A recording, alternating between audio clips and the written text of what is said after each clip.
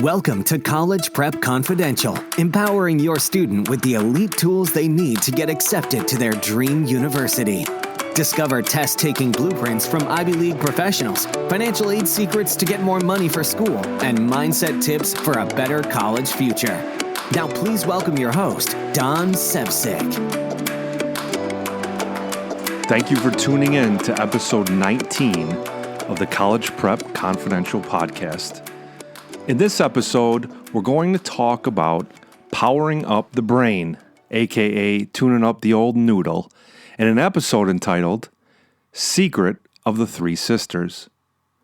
When the European settlers arrived in America in the early 1600s, they noticed a fascinating gardening technique. The Iroquois Indians planted a trio of crops together to get a unique result. The Iroquois planting technique consisted of planting corn, beans, and squash crops close to each other. You see, the corn provides a structure for the beans to climb. The beans give nitrogen to the soil, and the squash spreads on the ground to keep the weeds from growing. And this results in cool, moist soil. These companion crops were known as the Three Sisters. And here's how it works. As the beans grow through the tangle of squash vines and climb up the corn stalks into the sunlight, they hold the sisters close together. The large squash leaves protect the threesome by creating mulch, which shades the soil, and this keeps it cool and moist, and it prevents weeds. And the prickly squash deters raccoons, which don't like to step on them. The Three Sisters also provide fertile soil and a healthy diet. Now, on their own, the three crops, bean, corn, and squash, seem ordinary. But when they're planted together, the magic happens. And it comes from a little trick called companion planting. And it works the same in life. Have you ever heard of the term talent stack? This term was coined by Dilbert creator Scott Adams. And what the talent stack is a combination of skills that work well together. You see, when it comes to value, you gain value in two ways. You can either, one, get really good at one thing, or two, build a combination of talents, which you're good at, to very good at. Now, in this episode, we're going to focus on option 2. And I like to call it smashing together ideas or skills. When you have complementary skills outside of your main talent, it creates what's called a multiplier effect, just like the Three Sisters crops. And what this does is create a unique set of talents which makes you stand out. Essentially, the talents work together stronger than they ever would on their own. And I covered this little phenomenon in a prior episode. It's called the 1 + 1 = 3 effect. And we see this example over and over in society. If you look at the greatest minds in the world, most of them are polymaths, or people of a wide range of knowledge and skills. People like Elon Musk, Bill Gates, Da Vinci, Oprah Winfrey. Let's take Elon Musk.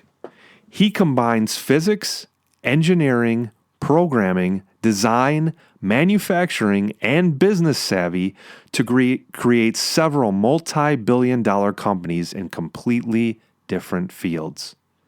What about Bill Gates? He combines science, technology, and voracious reading habits to make Microsoft a dominant software player. And Da Vinci? He's the ultimate polymath. He built skills in invention, drawing, painting, sculpting, architecture, science, music, math, engineering, literature, anatomy, geology, astronomy, botany, paleontology, and cartography. I mean, when did this guy ever have free time? And what about Oprah? She took public speaking and a knack for building rapport with an audience and a knack for entrepreneurship and combined them all to build a billion-dollar empire. And all of this starts with getting pretty good at a variety of skills. You could still pick one skill you're incredible at, by the way. If you have your one skill or talent that you want to be the greatest at, by all means, develop it. But the goal of the polymath approach is to get fluent in a variety of skills which complement each other. Here's an example.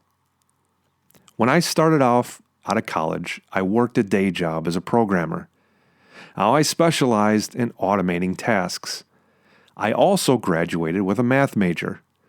Now, when you take these things alone, all you really had was a guy with a day job and some math tutoring students on the side. Pretty average life. But after doing some thinking, the light bulb went off in my head, and I found a unique combination. You see, when I combined programming, math tutoring, and automation, the three talents combined together like the three sisters. And from this came the Math Celebrity website. I'm automating math tutoring via programming, and because of this, I'm able to reach, in 2018, 3.5 million students and parents from 230 different countries. And I can tutor them all. I'll never meet them. There's no way I could ever see 3.5 million students.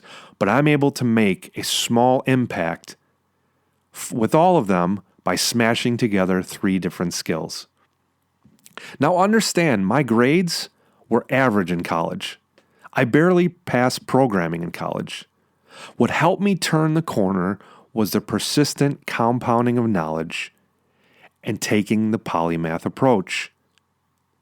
Now, what about the ultra successful people we've mentioned so far in this episode? You see, a common misconception with the ultra successful is inborn intelligence and greatness.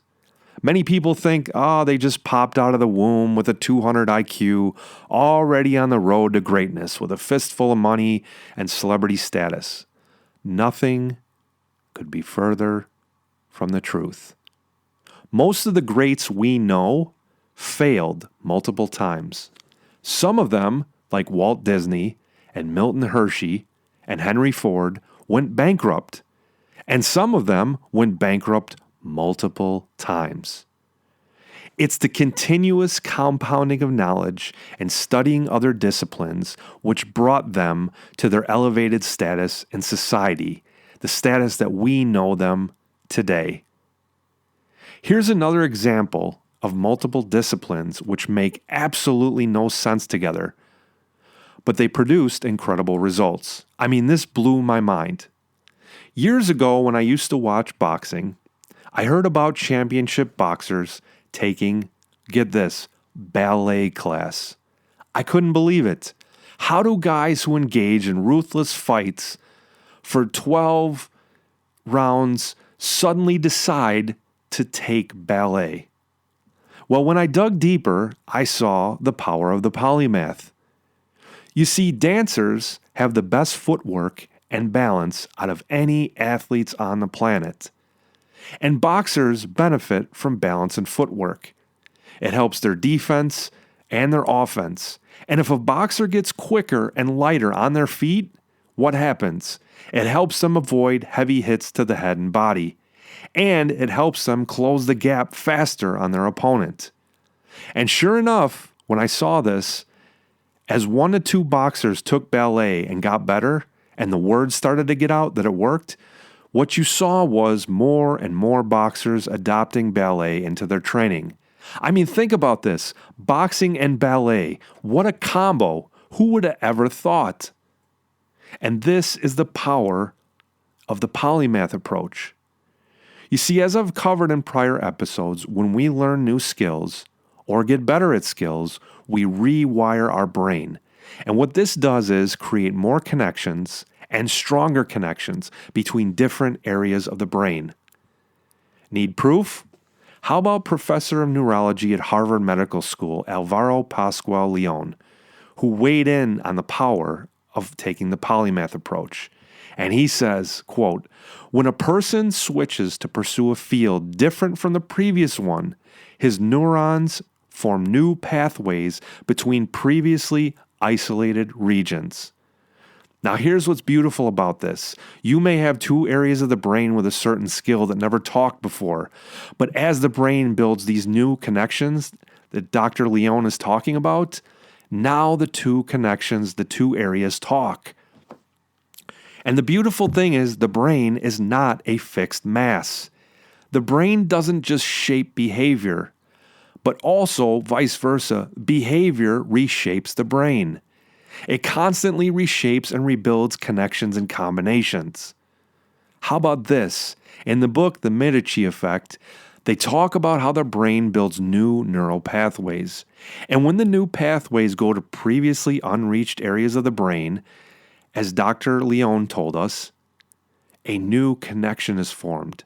Now, this allows for the smashing together of ideas, new combinations, and new groundbreaking thoughts. If you interview polymaths, one thing you'll notice is that they're all curious. They're curious about related subjects. They're curious about improving. They're curious about why things work the way they do. The polymaths are always asking why. And when you study other subjects, polymaths bring it all into context. First, they diversify their knowledge and their skill set, and then they unify. The great minds avoid separation.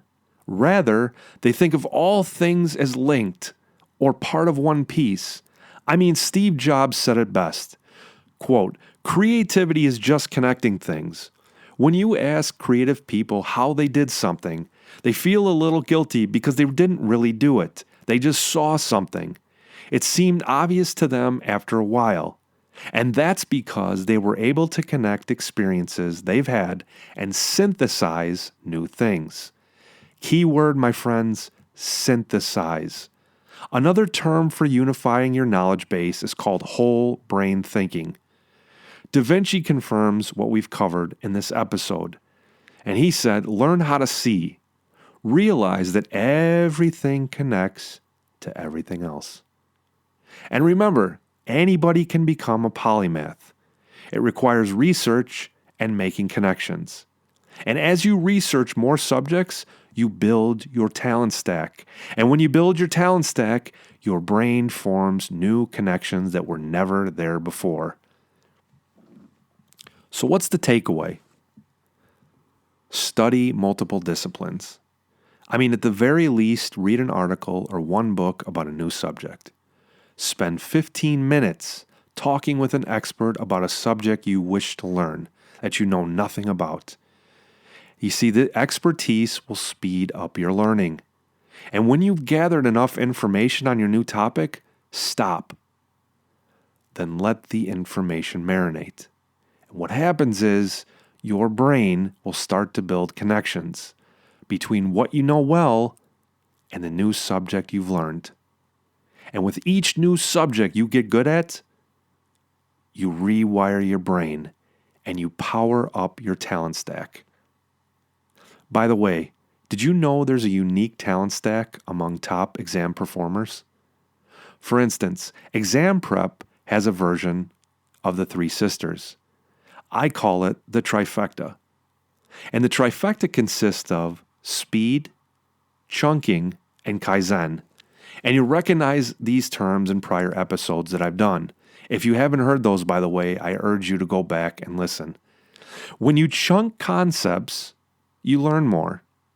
Chunking helps you constantly improve, which is known as Kaizen. Kaizen can consist of small, consistent improvements.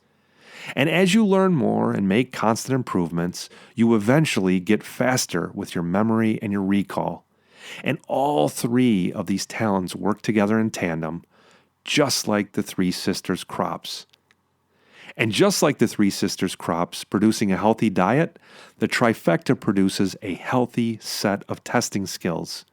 Because continuous improvement helps you learn faster.